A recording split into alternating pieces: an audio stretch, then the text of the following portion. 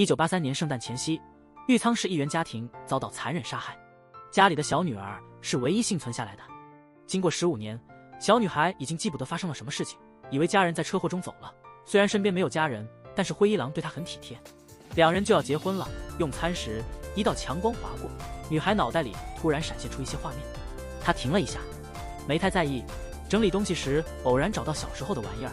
思念家人时，她模糊地记得有一辆失控的卡车，毁了他们全部家产，箱子里还有一些信封。我刚搬到这里，神秘人送来的情书，她当时还是个小孩子，有点害怕，就没认真看。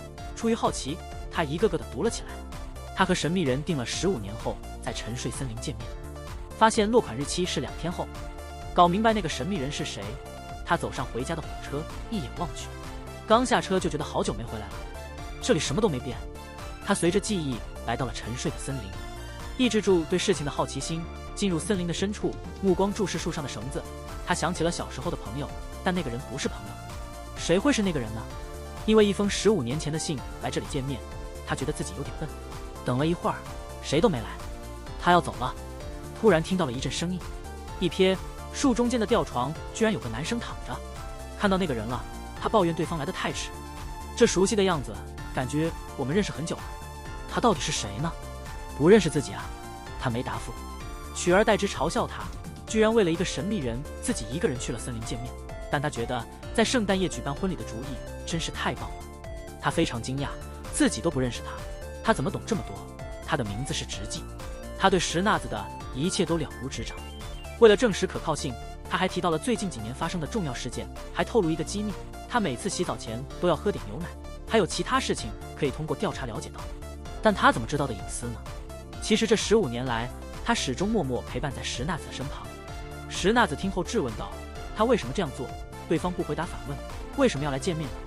你是不是想知道谁在偷偷喜欢你？听他讲一些甜言蜜语，听着嘲讽的话语，他生气地走了。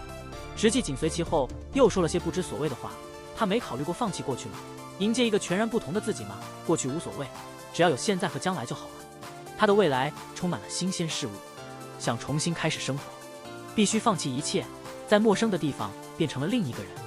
他其实做过这种梦，但他不想改变当前的生活方式。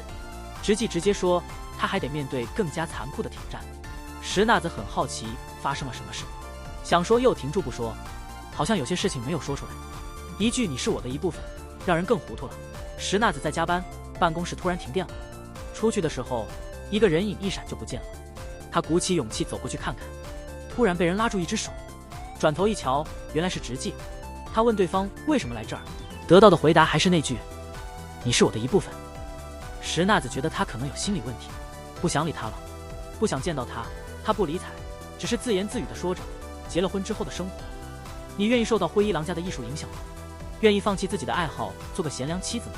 就算人有很多钱，不可能满足目前的情况，更何况那不是他的事情。这话说的有意思，未来难预料，未来怎么可能预料得到呢？怎么能确定直纪呢？他不适应这种生活。直纪听后没有反驳，悄悄的，我转身离开了。为了知道直纪是谁，他悄悄跟了上去。看到直纪走进音乐会场地，没有找到有用的线索，他转身走了。但直纪早就知道他在尾随，同时将吉春凶手杀死了议员一家。因为在牢房里表现不错，3天前出狱，仅15年后吉春就被放出来了。受害者的家人现在能接受吗？为什么要关注石那子的事情呢？还想阻止他婚姻？直纪只说了一句话，没说别的。小鸡把野兽当成了鸡妈妈。同一时间，石那子和灰一郎商议什么时候去新家，他找借口说自己工作忙，想等婚礼过后再同居。这明显就是敷衍了吗？美女在身边，他完全没有兴趣。难道真的有那么回事？第2天上班就遇到麻烦事了，客户要求退掉所有送错的花，但实际上是一个男生订的。青山大楼将举办时装秀，确认那里没有时装秀。现在最重要的是怎么处理这些花朵。下班时夜晚，窗外有好多人在家门口聚集了。房东看到了，他赶紧报告他家起火了。一上去才明白，有人把一个放火的东西放到了我们门前的邮箱里，干脆及时熄灭，没有造成太大的损害。消防员称，打救援电话的是一个年轻小伙子，他觉得有点不正常。这栋楼里没有年轻小伙子住，谁报警了啊？能帮个忙的好人是谁？灰一郎让他先搬家了，谁曾想还没动身，又发生事了。一个神秘人把一张纸放进了所有住户的邮箱里，提醒大家，这栋楼有些人假冒成年轻夫妻，似乎在指那个石那子和灰衣狼。灰衣狼猜想，那个放信的人就是放火的人，没有多说就行。其实他已经知道都是直纪在干坏事。晚上，他到了直纪工作的地方，告诉直纪别再烦他。直纪没回他的消息，找借口忙工作，逼他离开。可是他下定决心了，不明白就不会出发。既然直纪不愿意下来，他就去了。攀登时，眼睛被刺眼的光线照射，他脑海里又闪现出一些画面。这已经不是第一次发生了，感觉不太对劲，立刻救人。他痛斥直纪为什么要把自己的生活弄得乱七八糟。直纪没生气，希望他能尽快明白，只有自己才能依靠着这个世界。但他还是一头雾水，想起刚才的情景，我可以确保那是我们家的走廊，地板上的血是怎么来的？家人在路上遭遇了车祸，家里怎么会有血迹呢？他还记得车祸是在正月初3发生的，而他在病房醒来的时候已经是春天了。听说他晕倒了好几个月，我被叔叔领养了，刚回到家休息，亲生父母的房子被卖了出去。从那个时候开始，他常收到神秘人写的信。叔叔卖了酒厂，和他一起去东京过日子。他大学毕业后，叔叔去世了，我家相册很少有亲戚的照片，连故乡的风景照都很少，更别提一家人的合影了，让他开始怀疑自己的过去。石那子搬新家后，再也没看到直纪了，以为终于甩掉他了，谁料他居然搬到了隔壁，一眼就看到他会回忆起那些怪怪的话。而且还有一个问题困扰着我，怎么知道他来这了呢？一想到烦心的事都是因为好奇心作祟，他只能先忍住。那天，植物园收到一批兰花订单，货品送到后再支付款项。馆长怀疑被恶搞，让石那子给送花，收花的是一位教师，这些花是学生们给我的礼物。通过聊天获悉，他和老师是同乡，刚才打断了，马上就到了。看着面前的人，他有些吃惊，这是纯属巧合还是故意的呢？随便说了2句后，他匆匆走了。朋友还是找不到吉春，他就突然不见了。听到监护人说吉春要跟石那子道歉，但是真假难辨，只有吉春知道怎么回事。他走了，发现忘了给直纪账单，然后回头找人，他一看就认出了闺蜜。回忆起我们一起玩的时光，不停地说了很多。朋友一脸懵逼，我从来没见过他，而且他所说的那些经历，朋友和直纪的故事发生了什么？他怎么会有直接的记忆？他觉得那些记忆有点怪怪的。我小学时的照片不见了，对自己的回忆感到困惑。他觉得从学校开始查会比较好，也许会有老师还记得他，谁知道封面上写的学校不存在，怎么回事？仔细打量后发现，有人动过枫叶，有几页被撕了，这太奇怪了。谁会批评一个小学生的作文呢？是不是为了不让人知道他真正的学校地址？这样做有什么用处？叔叔说的家是他出生时的家吗？是否是真的？这些问题都还没解决，让他久久心情不平静。后来无意中在一封信里发现，他其实是在玉仓市出生的。叔叔收了我，户籍地变成了现在的故乡了。叔叔在秋天时带他去了东京，所以他的真正家乡实际上是玉仓，而我记忆中的家乡只是待了几个月的地方而已。和好友在森林里玩的回忆可能不是真的。想到这里，他打算找直纪问问情况，没变，还是那句话，你是我一部分。他觉得自己的记忆在骗他，希望直接告诉他实情，特别是他的亲人，他是不是真的因为车祸而去世呢？听了之后很吃惊，难道是回想起来了？他记得我站在走廊上，地上还有很多血迹，他吓得要命，不知道怎么办，感觉头像被扎一刀时疼痛难忍，还总是做恐怖的梦，想喊也喊不出声。所谓的残酷未来，难道跟这些有关吗？无论他怎么问，帮我简洁优化一下这句话。一无所知，然后用话糙理不糙的办法把他逼走。回忆起爸爸说的话，当他脑袋里浮现出过去的片段的时候，那就没办法了。所有的记忆像是一串骨牌连在一起，反复发生，开始担心了石那子，不由得心里不安。灰衣狼回家的时候，刚好碰到一个从直纪公寓出来的石那子，问他去哪了。为了避免误解，他把最近的事跟我说了，并看看有没有关系。他重新阅读小时候寄来的信件，突然有人约他15年后去故乡的森林见面，他想知道是谁，没想到赴约会变成这样。灰衣狼听了就去找直纪，警告他不要接近石那子。同时，我在古老的报纸上找到了真相，爸爸不同意吉春和姐姐谈恋爱，吉春生气之下杀了他全家，一审被判无限期监禁。晚上，他告诉灰衣狼他了解的情况，叔叔带他搬离故乡，抛弃了旧照片，甚至操纵了他的记忆。我们为了保护他，做了这些。他最近脑子里浮现了一些图像，那才是真实的回忆。其实直纪告诉过灰一郎，了解发生过的事情。听到消息后，再来一次拜访，死硬不肯屈服，不说一个词。过马路时，强烈的光线勾起了他的回忆。随着持续的刺激不断增加，记忆越来越好了。父母倒在地上，浑身是血。姐姐想溜走，却被抓住头发拖进屋子里。其他的就记不起来了。无论过去的回忆有多令人痛苦，他想搞明白，人总是要在失败中学会成长。忘记了过去的事情，总感觉少了点什么，看起来有点不完整。他希望在结婚前对自己做个交代。灰一郎赞同了，决定陪他回家，帮我查查发生的事情。吉春刑满释放后，一直在找实际的东西。他听说石那子在植物园工作，但不清楚是哪家公司，只能一个一个的找，谁晓得偏偏错过了。那天我正好休假了，走在沉睡的森林里，小明告诉灰一郎他对这里的记忆，一切究竟有没有发生过呢？他不知道。两个人看见一个劈柴的男人，从大叔的眼睛里看出来，显然认识他，但他对那个男人毫不知情。问完以后得知，正好是15年前帮他治疗的医生，还有一个身份就是直纪的父亲。15年前他发生意外后全忘了，这种遗忘记忆在医学界被称为精神自杀。叔叔希望他开启新生活，带他来这儿做了记忆移植。记忆移植是指将记忆从一个人传输到另一个人的过程，就像一片遭火灾破坏的苹果树林一样。重新栽植橘子树，苹果树就会变成橘子树。几年后，橘子林里冒出了几株剩余的苹果树苗。他现在就是这种情况。移植的记忆必须是真实的，直纪和他差不多大，纪妈也不幸离世了，于是大叔就把直纪的记忆搬过来了。所以他认为家人是在车祸中去世的，同时也有了和朋友玩的美好回忆。但大脑能保存真实记忆的时间最长只有15年。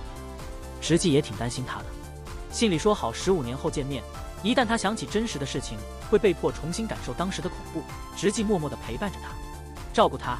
吉春刑满释放后失踪了，没人知道他打算干嘛。为了石那子安全而考虑，自从知道脑袋里的记忆只存在短期内，他也懂得了直纪说的话，对直纪的态度变好了很多。阅读资料时，他不禁产生了更多疑问：吉春确实可以带着姐姐离开这里，为什么要用杀人来发泄呢？他就在那儿，为什么还要放过他呢？甚至换了衣服还回来了。以我是第一个发现者的身份报警，这看起来有点奇怪，让人久久不能忘记凶手是别人。同时，吉春好像有人找他的意思，整理好东西准备走掉。女友问他要去哪里，他只说了一句话：我在为他想一个合适的地方，忙完就回来。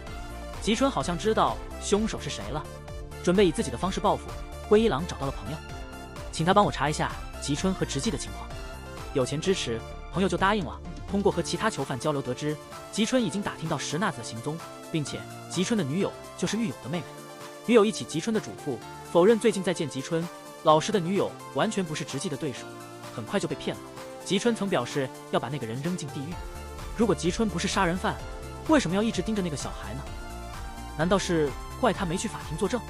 另一边，土豪居然意外发现了灰一郎和吉春是一个学校的。灰一郎本来想找个机会告诉他的，但他已经忘记了以前的事，就放弃了这个想法。其实他们不仅是同学，还是室友。吉春和姐姐商量好私奔计划，但不知道为什么会发生谋杀事件。灰一郎当时不在仓库，否则就能避免悲剧发生。他对这件事感到内疚和不安。听完他的解释，才恍然大悟。那现在有个问题，如果灰一郎的话是真的的话，吉春为啥没干掉石那子，又回去报案了？他难道不害怕被指控吗？不久之后下雨了，一声大雷再次勾起石那子的回忆，感觉不对劲，短发女立刻送他去医院。听到之后，直纪反应了一下，猜测激发了那个人的回忆，案发时的具体情况，否则不会引起如此剧烈的反应。他认为凶手打算在那个孩子被杀的时候去执行。吉春突然现身，凶手急忙跑掉了。听到这些话的时候，灰一郎看起来很失魂落魄。醒来后表达意思，凶手不是那个吉春，这让灰一郎更加紧张焦虑，正想追问，结果是他自己是凶手。在他脑海里，手里拿刀，衣服满是血迹，父母躺在地上。如果他是凶手的话，那么吉春去找他吧，应该是想为姐姐报仇的吧。这一下连直纪都糊涂了，到底谁是真正的杀人犯？直纪不信任他的说法，我会查一下。在揭开真相之前，他最好别乱猜。我曾经的同学告诉我这个消息，他对他爸爸非常生气。女同学之前发现石那子身上有很多被打的伤痕，有被家暴的可能，但都是女儿，姐姐没被打过，她杀人是因为恨。与此同时，朋友发现冲田是我最好的朋友，在跟小组游玩的时候，我被卷进了水里，他当时就在那里。他急切地请求他帮助救人，他却无动于心，目睹冲田溺亡场景。后来警察问了一些问题，他却说他没在现场，但是跟秘书在办公室里，因为他爸是个议员，权力无穷。秘书还提供了缺席证明。警察不宜继续调查了，如果这件事确实发生的话，那孩子对爸爸的恨也没什么问题。得知这件事后，越觉得自己是杀人犯，事情已经到了这个地步，无论如何都要弄清楚。不过说到动机，他只是讨厌父亲，为什么还会打自己的妈妈和姐姐呢？这有点奇怪。而且一个12岁的小孩，怎么能快速除掉3人？了解情况后发现，他经常被打，因为他不是真的亲生的。即使他没有完整的记忆能力，也许在大家看来，他家庭和谐幸福，母亲温和善良，姐姐天赋异禀，爸爸地位高大，一家人和和美美。其实大家不知道的是，每晚爸爸都会变成一个恶魔，一直拳打脚踢他。他总是安慰自己的心态，斗则亲，疼则爱。无论如何，爸爸还是很爱我的，但他还太小，需要关心。妈妈实在无法忍受了，告诉妈妈自己被揍了，但妈妈怎么回应的，我不清楚了，她忘了。第二天，直纪和好友去找田母打听情况。田妈记得有一回田冲说过，他和石那子是铁哥们，始终陪伴身边的人。他们传递的笔友信件一直被冲田带如掌上明珠。日记记载了石那子的背景，婚后石母意外碰到初恋，两人发生关系后生下了一个孩子。母亲知道自己被虐待了，开始照顾他了，也在努力改善家庭氛围。他曾经很想见见自己的亲生父亲，还把亲父的照片放进时光盒里，埋在常去的森林里玩。看着日记里的草图，直纪偷偷记录下来了，趁着晚上去看一看。他发掘了一个时间盒子，看到里面的照片的时候，我呆住了。清醒一下，又重新藏起来了。其实不知道，吉春全都看到了。他刚走不久，吉春把时光容器拿走了。好友很想知道石那子的亲生爸爸是谁，但直纪却敷衍了过去。再次见到石那子时，他脸上的表情变得有点尴尬。无论他怎么问，他都不说，别总纠结于过去的事了，享受现在，展望未来。上班时听同事说，前段时间找他的那个男的又来了一次。突然有个念头跃上了他的脑海，出去看看。吉春看了他一眼后就走了。回到家晚上了，他盯着灭门惨案的记录，决定追寻真相。第二天早上，直纪突然听到了敲门声，来的是灰一郎。实话说，那个东西不见了，猜想是去了超市。他们赶紧上车追赶，在玉仓家里找到他。灰一郎有点担心他的情况，劝他别想太多，让直纪带他去同学家。至于让直纪带他一起去同学家，他是不是讨厌他的生父呢？同学评论不了，每次见到他时感觉真好，他总是高兴的。他觉得冲田溺水可能和他亲生父亲有关，但是我就是搞不懂为什么。找到了之前给我爸出过差的助理，问问他知道些什么。秘书承认冲田淹水了，我和亲生父亲就在附近，而且吉春的亲生父亲曾经向学校施压，要求他们将吉春开除。听到这里，斯纳子吓呆了。为了阻止他继续调查，他们分析了他不可能伤害家人的原因。祭拜完家人后，他打算在心里的小秘密地方找一些线索，希望直纪能给我点正能量，请胖叔帮我找回记忆。谁料被拒绝了。直纪不想再见到那个大叔，因为不想他伤心难过，这分明就是找借口。至于为什么，只有直纪才清楚。直纪再去找时光容器时，才发现东西不见了，项链也被人拿走了。很快，下班时，吉春突然打了直纪一顿。吉春脖子上戴着丢失的项链，吉春把直纪竖起来，塞进车尾箱里，直接进入了森林，然后挖了个洞，想害人埋活了。彼此没什么矛盾，为什么会这样呢？15年前杀人的人明明不是吉春，他为什么不声张？无论直纪说什么，都无所谓。他一直在不停地挖坑。直纪问他直到何时，他停下来动手。一个人每天在监狱里对着墙壁反思自己的过错，没人懂那种感觉。他现在要报仇，然后不管直纪说什么，无论直纪说啥，不再搭理他。纪豪无奈地选择了顺从，才避免了被忽视。过不了多久，朋友找到了负责解决那宗杀人案的警察，现在在哪里？两人带着老警察来到案发地点。据一位老警察回忆，当时接到报警后，在19点42分到了现场。他来的时候已经快7点了，现在有点晚了。那时候吉春抱着姐姐站在柜子前，一个孩子拿着刀子站在镜子前。这样说的话，我记得那个场景是真的发生的。警方觉得吉春是被自己爸逼退学的，有谋杀动机存在，逃走了，穿上新衣服后回来报案。了解事情的严重性后，在法庭上认了罪。可是直纪觉得可能是吉春突然来的，破坏了凶手的计划，这才救了那家伙一命。如果有其他凶手，肯定是溜了，可惜他太年轻了。又吓坏了，我没有去法庭作证，而且吉春认同法院的判决，就这样算了。我也是从别人那里听说的。吉春告诉老刑警，监狱里还有其他人，还有好多人跟我一样被关进了监狱。当时老刑警不理解这句话，吉春好像猜到凶手是谁了。从那刻起，他变成了一个表率性质良好的服刑人员，刑期一直在减少，最后只剩下15年，释放出来了。在后院查看时，突然发现了一座圣母玛利亚的雕像。不过奇怪的是，雕像的眼睛居然是用钻石做的。据我所知，有人在案发后悄悄捐了钻石，这是在道歉吗？如果凶手从后门逃走的话，一定要经过那个雕像。这样一来，捐款的人极有可能是杀人犯。当时吉春不可能在监狱里，肯定有其他人是凶手。老警察突然想起带孩子去医院，他一直念叨爸爸。好友猜测是指亲生父亲，直击吓了一跳。如果说我亲生父亲是在案件发生后才现身的话，这个速度也太快了吧？难道杀人犯是亲生父亲？一直以来，直击都全神贯注，对朋友的猜测置之不理。晚上，直击回家了，问大叔：15年前的圣诞夜你去哪儿了？大叔不知情发生了什么事情，还是和往常一样回答。直击没有抱他，却扔掉了项链，问问他是怎么回事，为什么会有和我一样的项链？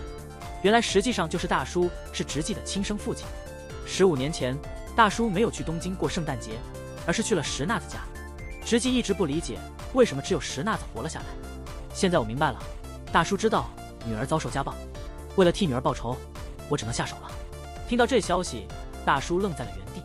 他没想到自己在儿子心里居然是这样的形象。他承认他去了石那子家那天晚上，知道石那子遭受虐待以后，他就想把石那子带回来。他只是想带石那子回来，可惜太晚了。那天晚上他到了现场，一家人已经全部丧生，到处都是警察。孩子被抬出来的时候，注意到他站在人群中，他以为自己认不出石那子，没有主动走过去，而是认真地对直击说自己没有杀那个家庭。和石母的事情是在认识继妈之前，为了以后不被恐惧困扰，这才动手消除了记忆。另一边，吉春得知石那子婚礼将在游船上举行，我报名了那家策划公司的服务岗位。同时，一个中年男子找到了我。对于当初忘掉的事情，我感到很抱歉。他不认为大叔有错，反而很感激。如果不忘记的话，他不知道15年来该怎么过。尽管那些回忆是张扬的幻想，但也是我所期待的。回到家里后，直击电话露出一脸疲惫，一直看着吉春的保管人，他有那种感觉，吉春肯定会联系监护人。果然如此。很快，直击见到了圣诞老人。他跟着圣诞老人走，绕了一大圈才到达一个破旧的仓库。结果四处看了看，但没有找到人，准备拿工具自卫，就被圣诞老人狠狠揍了一顿。他没办法反击，只能先拍照。就在圣诞老爷准备行动之际，一帮孩子突然出现，拯救了直击的命。事后得知后非常后悔，他希望不再因为自己受伤节哀顺变，希望直击去找大叔帮自己恢复记忆，希望直击找大叔帮忙回忆，但还是没通过。短发女生照料直击的时候，听到他嘴里念叨着相机和照片之类的东西，于是赶紧拿相机检查。醒来后想打印照片，可惜没有在口袋里找到相机。他以为是朋友帮忙去冲印照片，没关注，谁知道朋友根本没动相机。一看照片，短发女就决定要帮他。大叔知道自己受伤了，赶过来探望他。经历了这么多事情，他也目睹了那个女孩为此付出的努力，决定以后重视短发姑娘，准备把人介绍给那位叔叔。晚上，个子不高的女生给我打电话了，我可以帮你分担痛苦和伤心，让她以后别一个人单独扛着。听完之后有点担心，快点回来。短发女向他真诚表达感情，他不想他遇到麻烦后，听到这件事后非常兴奋。这石头终于被我弄热了，虽然有点激动，他还是决定去做。挂电话，他上了天台，而旁边站着圣诞老人。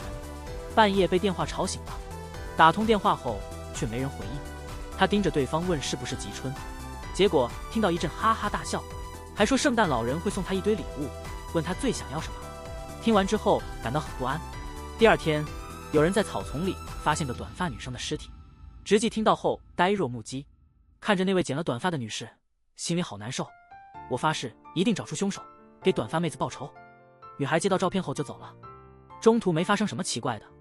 从照片领取到警方估计的去世时间间隔为7小时。短发女没去公司，也没有找朋友。那最终去做什么了？凶手为什么要盯着那个短发女子？短发女生的家人来送钱包，希望能记住直纪。看着里面的图片，好友嫉妒不已。他迷恋了那个短发女孩4年，却一直得不到所爱，只能以朋友的身份陪着在身边。两人用收据联系，猜测那天短发女生的去向是一条常走的路，终点是个隐藏基地。那地方人很少。直纪已经猜出凶手了，只是不肯相信，如果不是他非要揭开圣诞老人的真容，短发女也不会挂掉。既然事情发生在这里，一定会有线索留下的。找找看，在角落找到一根烟蒂，是我朋友钟爱的品牌。烟蒂太短了，适合当好友的形象。好友压力太大了，承认是我害了那个短发姑娘。关于为什么有人愿意出大笔钱买人命，但我们无法确定是否确实如此。可能是为了赚钱，可能是因为无法得到爱情，欣赏那位女孩短发圆滑，她对直纪毫无怨言的付出，怀恨在心时，一时冲动就杀人了。好友非常抱憾，想不开了。其实那个烟蒂是直纪用来开口的，没想到竟然是朋友。无论怎么劝直纪，好朋友仍然想要自杀。经警方查证，短发女生真的被好朋友杀害了。但警方更感兴趣的是，朋友会不会主动跳楼？只过了2天，短发女和她的好友相继去世了。直纪现在不想说什么话，想起3个人美好的回忆，更加痛苦的心情，没顾得上照顾短发妹子。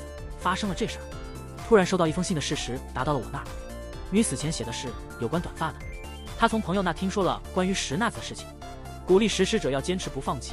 也许是她被这种支持和鼓励所影响，或许是自己不想放弃自己，她更有动力去找出事实真相。自从短发女人死了，突然改变主意了，带孩子去帮助恢复记忆。无论那些回忆多么痛苦，都是自己的一部分。随着记忆被触发，看到一张图片，吉春害了他亲人，并且还把刀递给他，警告他别乱说话，不然就回来解决他。刚说完，就有人冲了进来，吉春及时溜走了。进来的人是谁啊？他还没记起来。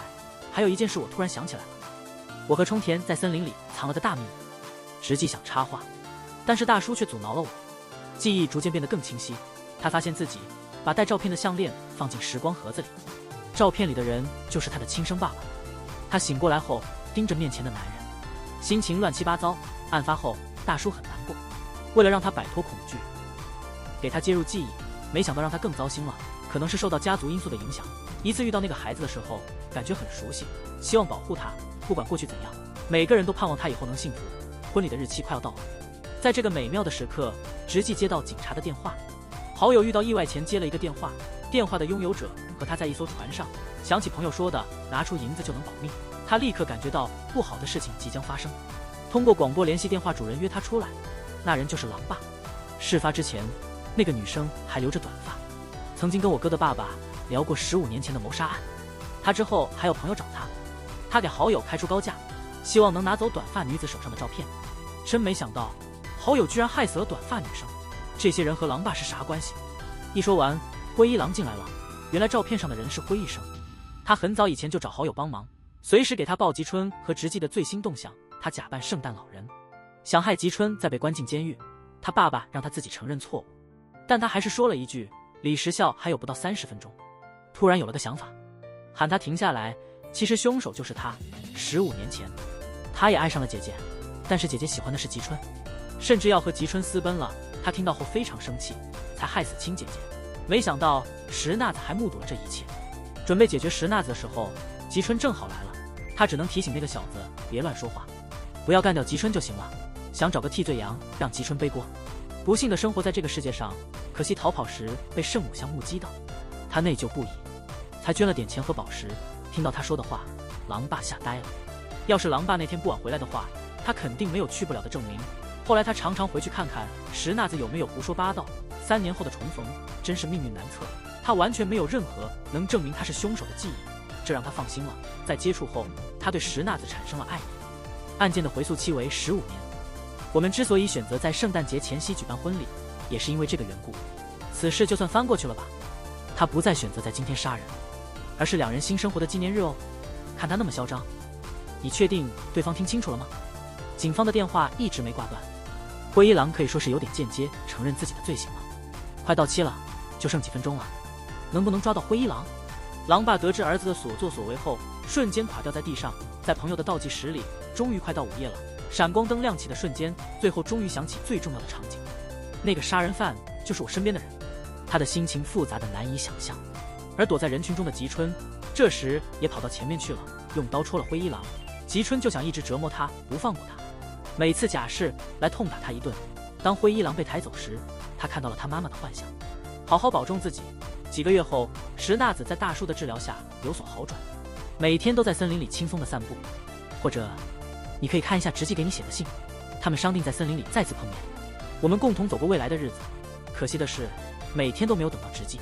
直纪睡着了，错过了下车的地方。沉睡的森林就到这儿了。